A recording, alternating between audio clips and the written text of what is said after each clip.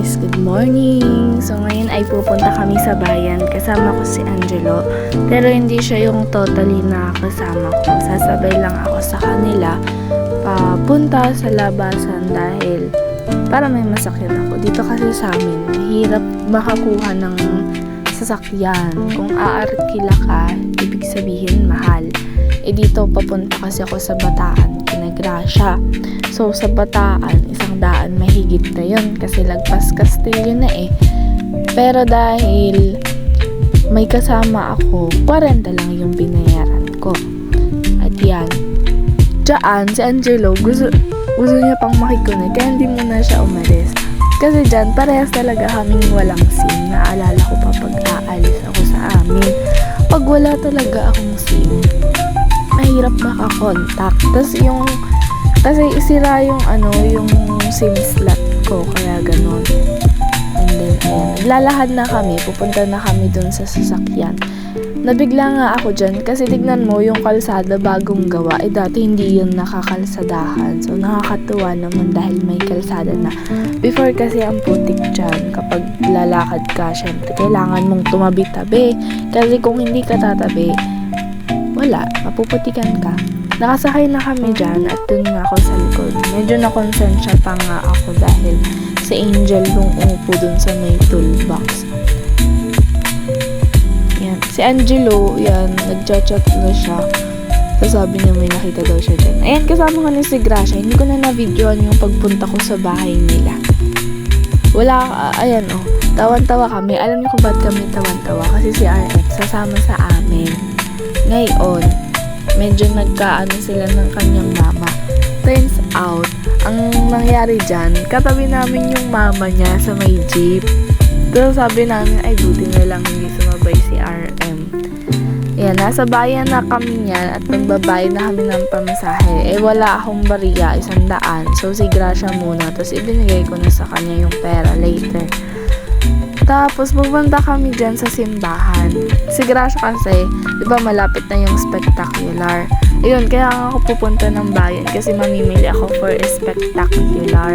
At saka para dun sa aming No More Fearless Youth HIV Awareness Seminar Keme. Pero, dahil sarado yung pinagpipaintingan nila Gracia, hindi niya makukuha yung canvas niya. Nagsimba muna kami. Pero at yan nga, nakasalubong kami dyan ng bata na nagbibenta ng sampagita. Nakaka-proud na nakakaawa na yung mga ganong bata is ang bilis nilang natuto na kumita ng pera bilang hanap buhay. Nakakatuwa na ganon pero nakakaawa na syempre yung mga ganong edad paglalaro yung dapat nilang inaatupang. Sana ini-enjoy nila yung kabataan nila. Pero, syempre mahirap naman yun ma-enjoy sa ganitong uri ng ekonomiya at sa ganitong uri ng bansa. So, ayun, nakaka-proud sila na bilang mga bata, alam na nila ang maghanap buhay at lumaban ng patas. Yan nga.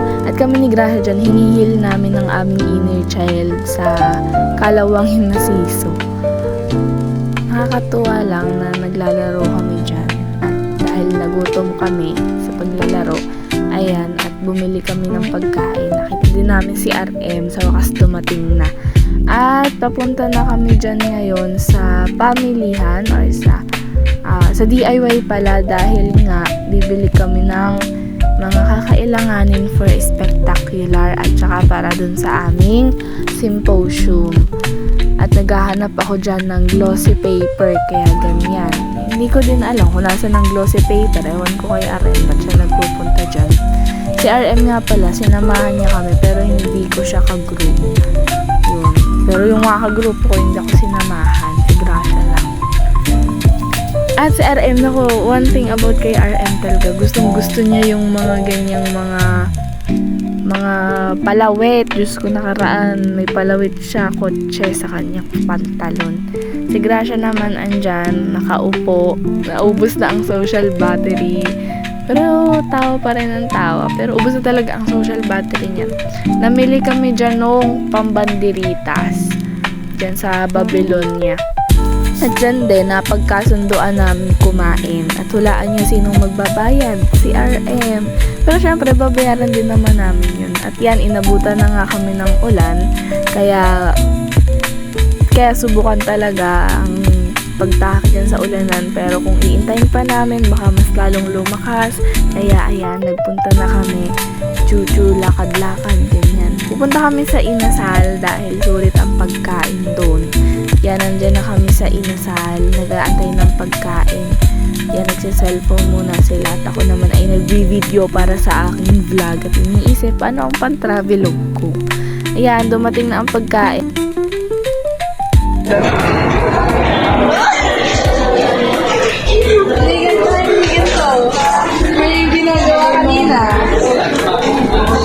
Ayan yan, isa pa. Maulong siya,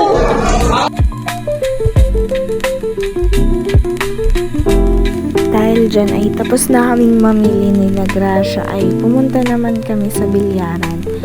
For me, hindi ako maalam magbilyar ha, pero si Gracia at RM, maalam sila magbilyar at di naman ako nabubore dyan kasi naaaliw ako na makita silang naglalaro. And medyo nagigets ko yung game sa paglalaro nila pero hindi ko siya tinry dahil hindi talaga ako maalam dyan. Alam ko na ang galing lang na na si Gracia, tuwan-tuwa ako dyan dahil si Gracia ay nakasali na sa iba't ibang mga competition. Tapos yun,